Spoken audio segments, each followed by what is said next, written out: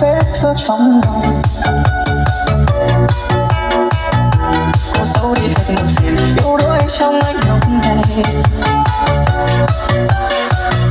Buông tay để em rời đi như cách em đã chọn. Quá khứ anh thôi khẽ lại và hứa với tương lai. Người này không cho em hạnh phúc tương lai. Khi yêu nhau đâu anh muốn mang vết thương trong lòng. Anh nhớ em yêu chân thân nhưng sao chuyện tình lắm lắm. Cô xấu đi hết muộn phiền yếu đuối trong anh lúc này.